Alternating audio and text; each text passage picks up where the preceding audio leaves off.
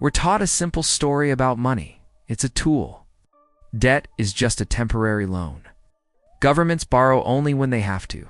But if that story is true, then how do you explain this? Why is every major nation on Earth in permanent, ever-growing debt, even during so-called economic booms? Why does that debt never actually shrink? Then why do governments panic at the very thought of not being able to borrow more? Here's the uncomfortable possibility most people never consider. Debt didn't just grow alongside money. At some point in history, debt replaced money as the real master of the system. Nations stopped controlling debt, and debt began controlling nations. The mystery isn't how much debt there is. The mystery is why our entire global economy would collapse without it. To understand that, we have to go back to the moment money stopped being real, and promises became the ultimate source of power. For most of human history, money was real stuff. It was constrained by reality: gold, silver, grain, even land. You couldn't just invent more of it by typing numbers on a screen. Debt existed, of course, but it was personal, it was limited, and it was dangerous. If a king borrowed too much and couldn't pay, his lenders could literally start a revolution. If a ruler tried to cheat by debasing the currency, people would just hoard the real metal and refuse the fake coins. In that world, debt was a tool, but money was the anchor. That delicate balance started to shatter in 17th century Europe. Governments faced a brand new problem. Wars were becoming incredibly expensive, way too expensive to fund with taxes alone. This desperation led to a revolutionary idea. What if a government could borrow money continuously and never actually pay it all back? In 1694, this idea became reality with the creation of the Bank of England. Officially, its job was to help the English crown finance its wars. But in reality, it created a completely new system. For the first time, private lenders would fund the government, and in exchange, the government guaranteed them steady interest payments forever. Debt was no longer a temporary problem to be solved. It became a permanent, institutionalized feature of the state. And here is the twist that most history books just gloss over. The government had no intention of ever paying off the principal on this debt. The plan was to just roll it forward forever. As long as the interest checks kept coming, the creditors were happy. As long as the creditors were happy, the government could keep spending. Debt stopped being a liability to be feared. It became the very engine of the state. Now, fast forward to the 18th and 19th centuries, bankers discovered something profound, and frankly quite dangerous. They realized they didn't need to have existing money to lend out. They could actually create new money simply by making a loan. We call this fractional reserve banking. When you take out a loan, the bank doesn't just transfer someone else's savings to you. It creates new money out of thin air, backed only by your promise to pay it back with interest. Now, combine that incredible power with the government's need for permanent debt. Here's how the modern machine works. Governments issue bonds, which are just promises to pay in the future. Banks buy those bonds, often with money they created out of nothing. Central banks stand at the top, acting as the lender of last resort to make sure the whole system doesn't implode. Suddenly, debt was no longer restrained by physical things like gold. It could expand infinitely, as long as people kept believing in the promises. This is the exact moment the hierarchy flipped. Money stopped limiting how much debt could be created. Instead, the creation of debt began to create our money. For a while, the gold standard acted as a brake on the system. If a country created too much debt in paper money, people would demand real gold in exchange, causing bank runs, panics, and economic collapses. Debt still had consequences. But then came the 20th century. World War I shattered the old gold system, and World War II buried it for good. Then, in 1971, the final constraint vanished. The United States officially severed the dollar's last link to gold. From that moment on, money became a pure abstraction, just a number in a computer. Debt, in theory, became unlimited. And central banks transformed from guardians of sound money into managers of a debt-based system. This was sold to us as flexibility. In reality, it was dependency. Governments could now borrow without any hard limits, but the flip side was that they could never, ever stop borrowing.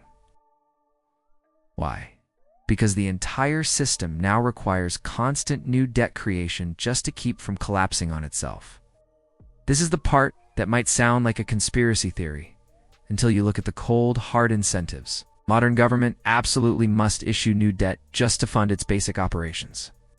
It must keep the bond markets calm at all costs, because a panic there would mean instant collapse.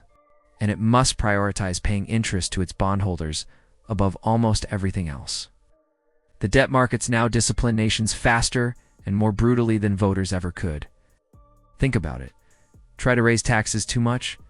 The economy slows down, tax revenue falls, and the debt-to-GDP ratio gets worse. Try to cut spending. You risk a recession, which also shrinks tax revenues and makes the debt worse. Try to just print money to pay the bills. You get inflation, which erodes confidence and makes future borrowing more expensive. Every single path leads back to the same place: more debt. Debt doesn't just fund our governments anymore, it governs them. Public policy is no longer about serving citizens. It's about managing the expectations of financial markets. This isn't a moral failure of our politicians. It's a structural trap they are all caught in. They've tried everything to escape. Austerity or sharp spending cuts just slows down the economy and makes the debt ratio even higher. Stimulus spending provides temporary growth, but at the cost of even more permanent debt. Trying to inflate the debt away works for a little while, until people lose trust and borrowing costs explode.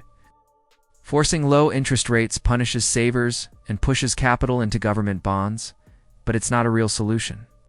Each fix only treats the symptoms. None of them address the underlying disease. We live in a system where money only exists because debt exists. You cannot escape a debt problem when the debt itself is the money. Just look at the data today. Global debt is over 3 times the size of the entire world's economy. Governments don't repay their debt. They just roll it over, borrowing new money to pay off old money. Central banks now own massive, unprecedented amounts of their own government's bonds. Every financial crisis now follows the same predictable pattern. First, excess debt builds up quietly in the system. Second, some unexpected shock exposes how fragile everything is. Third, central banks are forced to intervene with massive bailouts and money creation. And fourth, the total amount of debt in the system increases even further. The solution to a debt crisis is always more debt. This isn't an accident. It's a requirement of the system. Debt-based monetary system cannot shrink, can only grow or break. So why hasn't it all collapsed? Because for all its flaws, this system offers something incredibly powerful to those in charge. Predictable cash flows for bondholders, political cover for politicians, and most importantly, short-term stability. Debt allows governments to spend now and pay later, effectively transferring the true cost onto future, unborn generations. Nations weren't enslaved by debt overnight. They voluntarily surrendered control, piece by piece.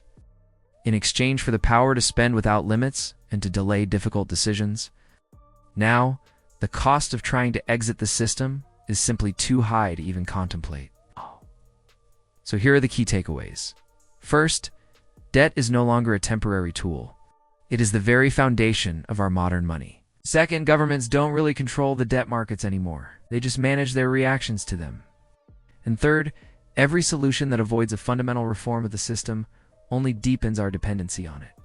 This system won't collapse because of the amount of debt alone. It will collapse when confidence breaks. It will collapse when a critical mass of people finally realize that our money is just a promise backed by future borrowing. And that future has already been mortgaged to the hilt. The real question isn't when the debt becomes unpayable. The real question is, what replaces trust when repayment was never part of the plan? If this video changed how you see money, debt, or the power of governments, you already know this is the kind of history they don't teach you in school. Subscribe if you want more deep dives into the hidden systems and economic paradoxes that shape our world. Because understanding how the system really works doesn't make you paranoid, it makes you prepared. Hey, thanks for watching.